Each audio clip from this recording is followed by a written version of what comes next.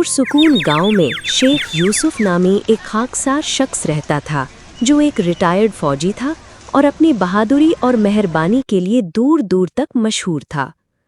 उसके हाथ, जो कभी तलवार की सख्ती से मानूस थे, अब एक ऐसे सरसब्ज बाग की देखभाल करते थे जो अंजीर के दरख्तों, लैवेंडर के पौधों और चहचहाते परिंदों से भरा था। यूसुफ के लिए ज़िंदगी की रफ्तार सुस्त हो चुकी थी, लेकिन उसका दिल खुशियों से लबरेज था, क्योंकि उसकी 3 बेटियां थीं, हर एक सूरज से भी ज़्यादा रोशन। रंगों से खिले हुए एक बाग में तीनों बेटियां हाथ से बुनी हुई एक दरी पर बैठी हंस रही थीं। सबसे बड़ी लैला थी, नरम मिजाज और बावकार, जिसकी आवाज़ लोरी जैसी थी। दूसरी ज़हरा, ज़हीन और तेज़ निगाह, जिसके हाथ में हमेशा एक किताब रहती थी। लेकिन सबसे छोटी यास्मीना, उसकी आंखों में एक बाज जैसी आग थी, निडर, बहादुर और बेहद खूबसूरत।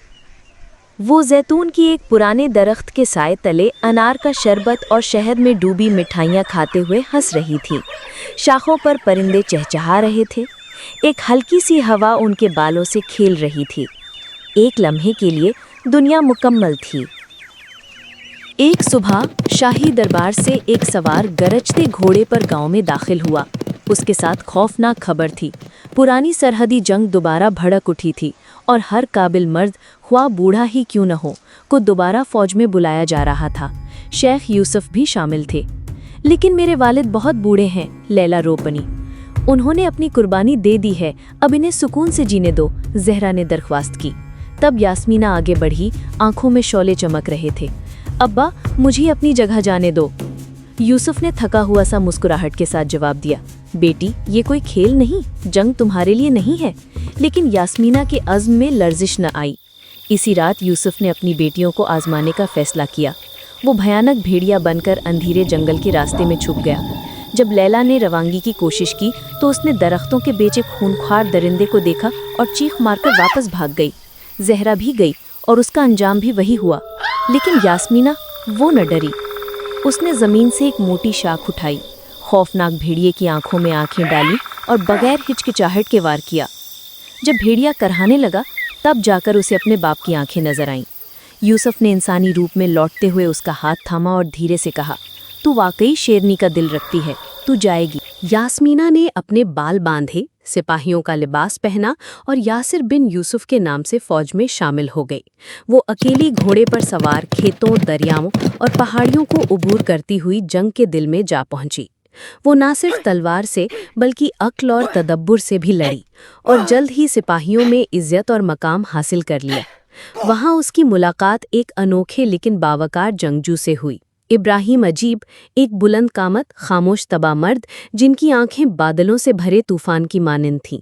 वक्त के साथ वो हथियारों के साथी बन गए, एक दूसरे की जान बचाने वाले। मगर यास्मीना को मालूम ना था कि इब्राहिम सिर्फ एक जंगजू नहीं, वो दरअसल एक जादूगरनी बाबा गजाला का बेटा था, जो सारे इलाके में खौफ और जादू की अलामत समझी जाती थी। लेकिन इब्राहिम अपनी माँ जैसा ना था, वो मेहरबान, वफादार और नर्म दिल था। एक रात जंग के बाद के थके हुए कैंप में यासर यानी यास्मीना जख्मी हालत में लेटी थी। एक आवारा तलवार ने उसके कंधे को चीर दिया था। इब्राहिम, जो हमेशा खामोश और संजीदा रहता था, उसके पास आया ताकि जख्मों का इलाज करे। उसने आहिस्ता से उसके सर पर बंधा रुमाल सरकाया और ठिठक गया। छिपी हुई हकीकत जाहिर हो गई कि उसके रेशमी बालों और दर्द में डूबी उसकी आवाज़ की नरमी ने जाहिर कर दिया कि वो एक लड़की है। उनकी नज़रें मिली। यास्मीना की आंखों में खौफ था, लेकिन इब्राहिम खामोश रहा। उसने नरमी से अपना हाथ उसके हाथ पर रखा और आहिस्ता से कहा, तुम वो हौसला रखती हो जो मैंने किसी मर्द में भी नहीं देखा। इसी लम्हे से उनके दरमियान एक अनकही मगर गहरी कुर्बत जन्म लेने लगी। जब जंग खत्म हुई, इब्राहिम ने उसे जाने दिया, जानते हुए कि वो दोबारा यास्मीना बनकर अपनी दुनिया में वापस चली जाएगी। लेकिन उसका दिल वहीं रह गया।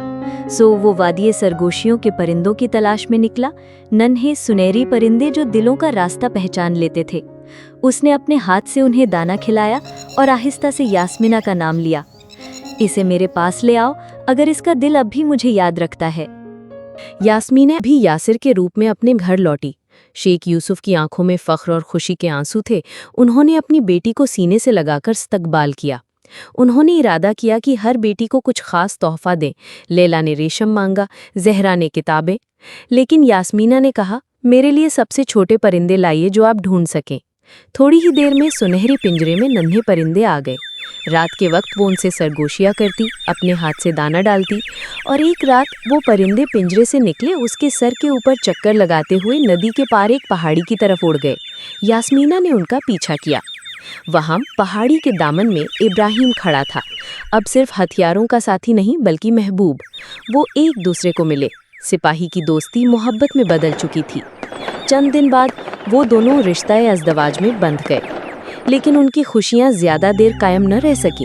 इब्राहिम की माँ बाबा गजाला यास्मीना से सख्त नफरत करती थी। वो उसकी मोहब्बत, हिम्मत और सच्चाई को पहचान चुकी थी और वो उसे तोड़ देना चाहती थी। जाओ जाकर गायें दोहो, उसने हुक्म दिया।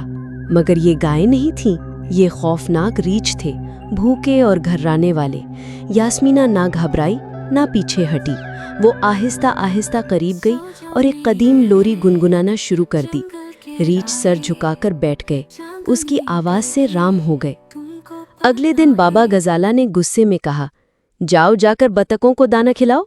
मगर वो बत्तखें नहीं थीं, वो थी सांप, लंबे बल खाते सुरसुराते।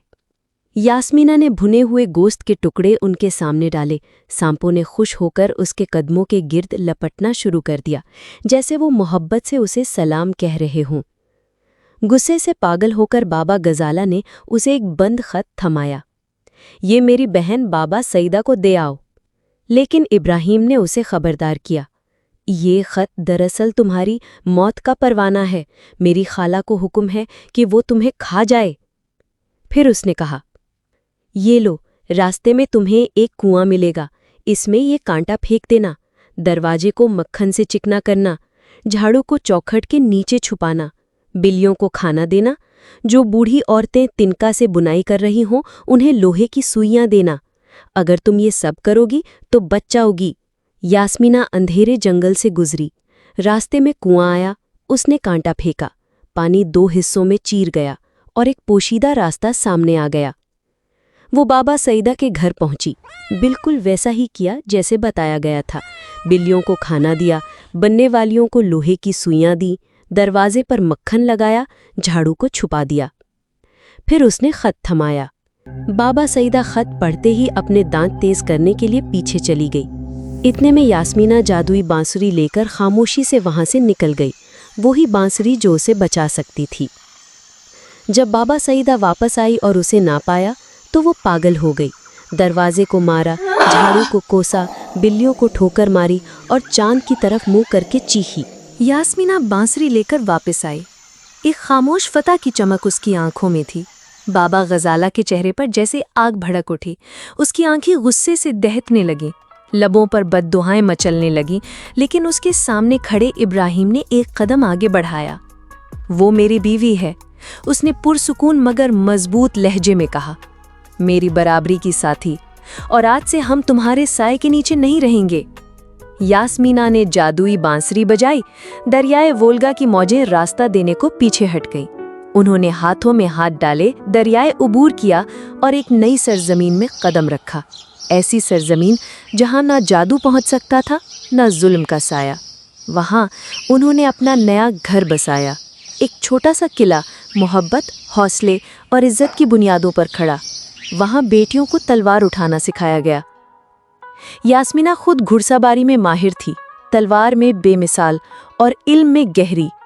वो नौजवान लड़कियों को अपने किस्से नहीं, अपनी तरबियत देती थी। और इब्राहिम अक्सर यास्मीना की आंखों में देखकर कहता, मैंने मोहब्बत को तलवारों के बीच पाया, तुझे रब की सबसे खूबसूरत अता पाया।